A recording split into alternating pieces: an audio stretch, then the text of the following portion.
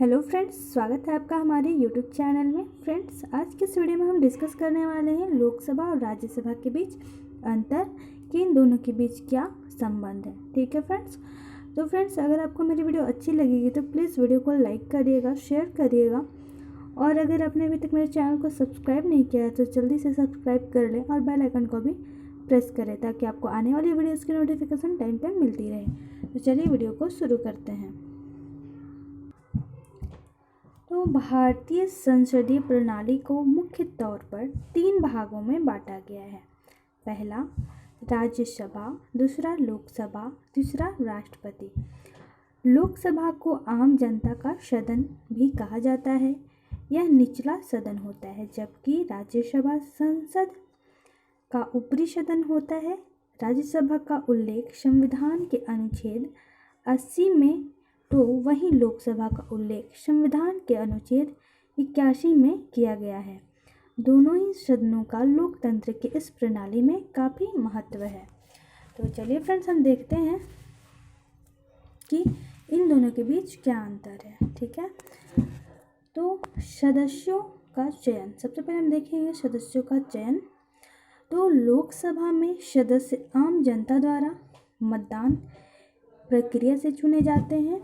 इस मतदान में सभी जो 18 साल से ऊपर और उनका वोटर कार्ड बना हुआ है वो हिस्सा लेते हैं, जबकि राज्यसभा में सदस्य राज्य विधानसभा के निर्वाचित सदस्यों द्वारा चुने जाते हैं। ठीक है फ्रेंड्स, एक बार आप फिर से रिपीट करती हूँ मैं कि लोकसभा में सदस्य आम जनता द्वारा, आम जनता द्वारा मतदान की प्रक्रिया से चुने जाते हैं, यानी कि वोट द्वारा चुने जाते हैं, और जो उम्र होते हैं वो 18 वर्ष के उम्र का वोटर कार्ड बना हुआ होता है।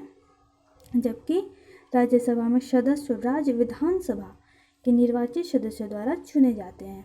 ठीक है फ्रेंड्स, नेक्स्ट देखते हैं हम कार्यकाल। तो कार्यकाल जो है हमारा, कार्यकाल जो है लोकसभा का अधिकतम कार्यकाल 5 साल होता है, तो वहीं राज्यसभा एक अस्थायी सदन है। क्या है? अस्थायी सदन है, और यहाँ 1/3 सदस्य 2 साल में रिटायर होते हैं, यानी कि जो 1/3 सदस्य होते हैं वो 2 साल में रिटायर होते हैं। और राज्यसभा का कार्यकाल कितने वर्ष का होता है? तो 6 साल का होता है। आगे देखते हैं मनोनीत सदस्य। ठीक है, भारत के राष्ट्रपति लोकसभा में आंग्ल भारतीय समुदाय के 2 सदस्य, कौन फ्रेंड? आंग्ल भारतीय के जो हैं 2 सदस्यों का मनोनीत कर सकते हैं। कौन? तो राष्ट्रपति। तो वहीं राज्यसभा में 12 कला, शिक्षा, समाज सेवा, खेल जैसे क्षेत्रों से संबंधित लोगों को मनोनीत करते हैं। कौन? तो राष्ट्रपति मनोनीत करते हैं 12 सदस्यों को। किस क्षेत्र से? तो शिक्षा, कला, समाज सेवा, खेल जैसे क्षेत्रों से मनोनीत करते हैं। और वहीं राष्ट्रपति लोकसभा में क्या करते हैं? 2 सदस्यों को मनोनीत करते हैं, आंग्ल इंडियन। ठीक है, चलिए आगे देखते हैं सीटों की संख्या। लोकसभा में सीटों की अधिकतम संख्या 552 है, जबकि राज्यसभा में 250 है। ठीक है, और उम्र की बात करें तो लोकसभा में सदस्य बनने के लिए न्यूनतम 25 साल को होना जरूरी है, जबकि राज्यसभा में आयु सीमा 30 साल है। ठीक है फ्रेंड्स, आगे देखते हैं अध्यक्षता। ठीक है, तो लोकसभा के बैठकों की अध्यक्षता लोकसभा अध्यक्ष करते हैं। कौन करते हैं? लोकसभा अध्यक्ष। जब बैठक होती है तो अध्यक्षता कौन करते हैं? लोकसभा के अध्यक्ष। जबकि राज्यसभा में अध्यक्षता उपराष्ट्रपति करते हैं। कौन? उपराष्ट्रपति। ठीक है, चलिए आगे देखते हैं बिल। ठीक है फ्रेंड, अगर हम बिल की बात करें तो इन दोनों में क्या डिफरेंसेस है? तो धन विधेयक को केवल लोकसभा में ही पेश किया जा सकता है। ठीक है, यह सदन देश में शासन चलाने हेतु धन आवंटित करता है। वहीं राज्यसभा की बात करें तो धन विधेयक के संबंध में ऊपरी सदन को अधिक शक्तियाँ प्राप्त नहीं है। ठीक है, एक बार फिर से देखिए, धन विधेयक केवल लोकसभा में ही पेश किया जाता है। यह सदन देश में शासन चलाने के लिए धन आवंटित करता है। ठीक है, और वहीं राज्यसभा क्या है? तो धन विधेयक के संबंध में ऊपरी सदन को अधिक शक्तियाँ प्राप्त नहीं है। ठीक है, राज्यसभा क्या है, तो ऊपरी सदन है, उनको ये शक्तियाँ प्राप्त नहीं है। ठीक है, अब हम आगे देखते हैं।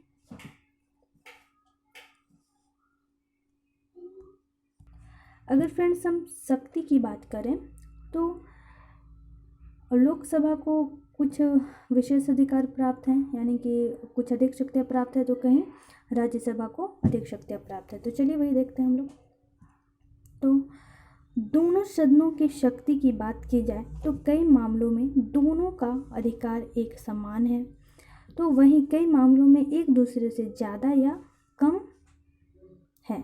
तो आइए जानते हैं इसके बारे में। ठीक है, तो समान शक्तियाँ, समान अधिकार या शक्तियाँ। ठीक है फ्रेंड्स, तो संसद में साधारण विधेयकों को लाना और पारित किया जाना। ठीक है, संसद में जो समान अधिकार प्राप्त है दोनों सदनों को, उसको हम देख रहे हैं। तो संसद में यानी कि संसद के दोनों सदनों में साधारण विधेयक को लाना और पारित किया जाना, इन ये जो है दोनों सदनों को शक्तियाँ प्राप्त है। ठीक है, अधिकार प्राप्त है। और संविधान संशोधन विधेयक को पारित करवाना, ये भी क्या है, तो दोनों सदनों को प्राप्त है पारित करवाना। क्या, तो संविधान संशोधन विधेयक। ठीक है, नेक्स्ट है राष्ट्रपति का निर्वाचन और महाभियोग और उपराष्ट्रपति का निर्वाचन और पद से हटाया जाना आदि। ठीक है, ये भी जो अधिकार है ये दोनों सदनों को प्राप्त है। ठीक है फ्रेंड्स, अब हम आगे देखते हैं।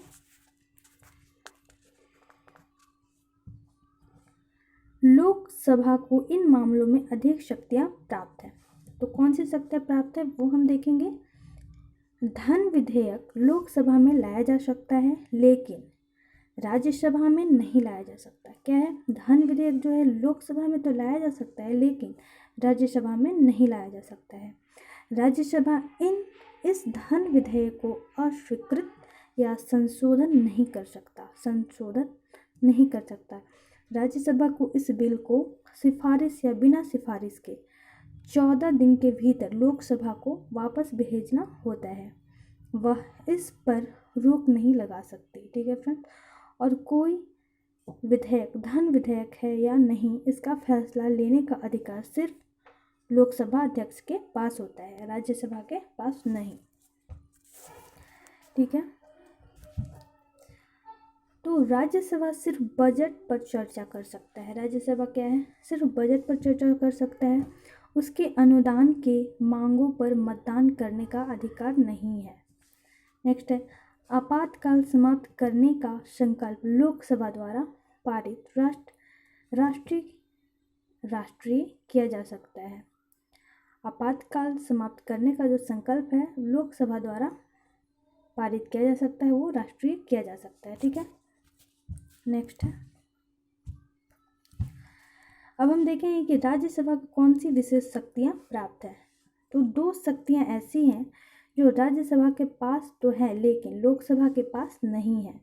तो कौन सी है, पहली यह है कि संसद को राज्य सूची में विधि में से विधि बनाने हेतु अधिकृत कर सकती है। ठीक है, और वहीं दूसरी जो है शक्ति की बात करें तो राज्यसभा संसद को केंद्र और राज्य दोनों के लिए नए अखिल भारतीय सेवा के सृजन हेतु अधिकृत कर सकती है। ठीक है फ्रेंड, और राज्य सूची का जो वर्णन मिलता है वह अनुच्छेद 249 के तहत मिलता है, और अखिल भारतीय का वर्णन जो अनुच्छेद में मिलता है वो 312 के तहत मिलता है। ठीक है फ्रेंड्स, आज हमने जाना सरल भाषा में कि लोकसभा और राज्यसभा के बीच क्या संबंध है, क्या अंतर है।